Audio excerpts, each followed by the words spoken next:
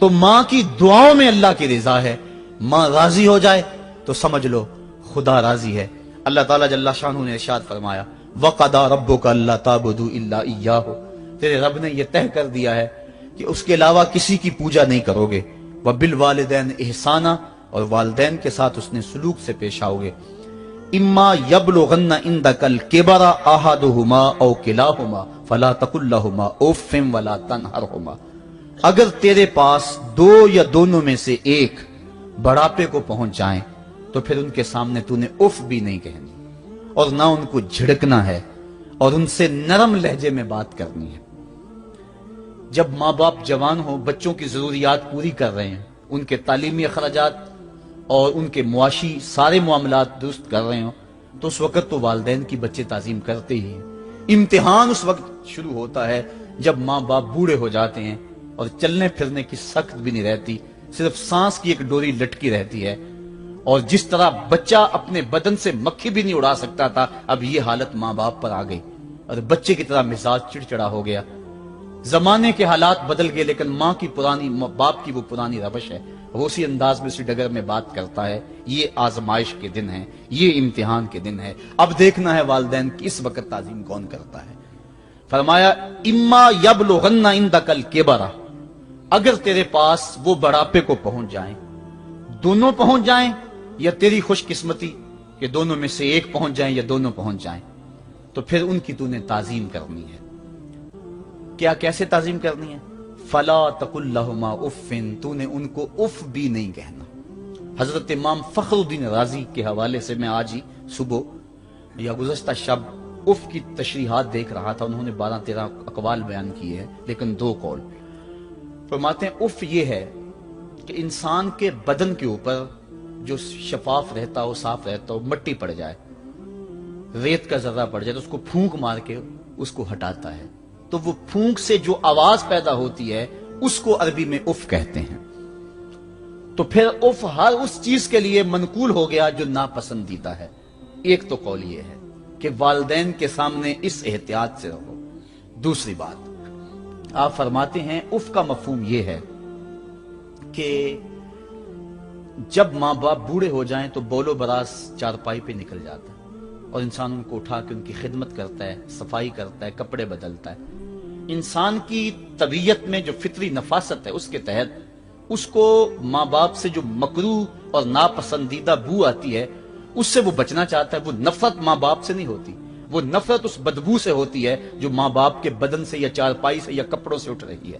تو بندہ اپنے جو ہے وہ ناک پہ کپڑا رکھ لیتا ہے اس بدبو سے بچنے کے لیے. تو اف کے مفہوم کو بیان کرتے ہوئے حضرت امام رازی کہتے ہیں کہ انسان کو اس بات سے بھی روکا گیا ہے کہ تو اپنے ناک پہ کپڑا رکھ کے اگر ان کو صفائی کر رہا ہوگا تو ماں باپ کے نازک دل پہ کہیں یہ بوجھ نہ آ جائے کہ میرا بیٹا مجھ سے نفرت کر رہا ہے.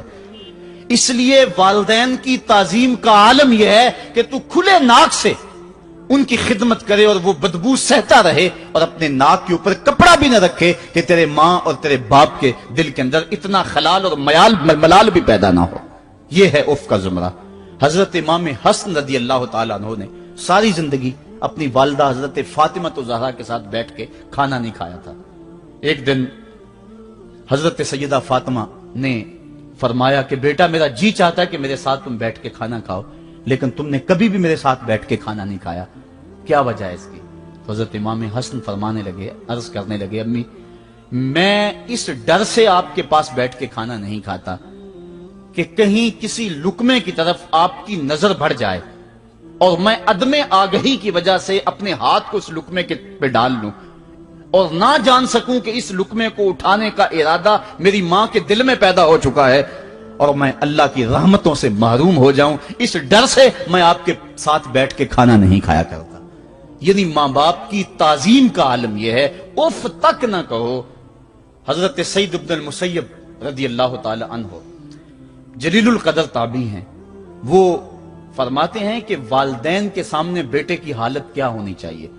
وہ فرماتے ہیں جس طرح بھاگا ہوا غلام پکڑا جائے اور اس کو پکڑ کے جو ہے وہ آقا کے سامنے پیش کر دیا جائے، تو اس भागे हुए गुलाम को पकड़ के जब आका के सामने पेश कर दिया जाए तो जो हालत उस गुलाम की होती है, बेटे की हालत ये मां बाप के सामने होनी चाहिए। अब उन बेटों को सोचना चाहिए जो अपने मां बाप को दकियानूसी का ताना देते हैं और समझते हैं ये ओल्ड फैशन है, इन्हें क्या पता जमाना कहां चला गया है, और उनके फैसलों को मुस्तरद करते हैं। उलमा ने इस बात को तफसील के साथ बयान किया है कि शरीयत के जो कतई ज़ाब्ते हैं, उन ज़ाब्तों और उन कवानीन को और उन मामलात में तो वालिदैन की फर्माबरदारी नहीं होगी, अल्लाह की अगर मासियत होती हो, लेकिन जो मामले शक वाले हैं वहां मां बाप के कौल को तरजीह दी जाए। तो फरमाया उनके सामने उफ भी नहीं कहनी, वकुल्लहुमा कौलन करीमा, और उनसे नरम लहजे में बात करनी है। वख्फिद लहुमा जनाह ज़ुल्ल मिनर रहमा, और उनसे बात और उनके लिए अपने बाजू बिछा लेने हैं नरम दिली की वजह से, नरमी की वजह से। जब जानवर जमीन की तरफ रुख करता है, ऊपर से नीचे की तरफ आता है तो अपने परों को सकेड़ लेता है, तो उसके लिए ये लफ्ज बोले जाते हैं वख्फिज लहुमा जनाह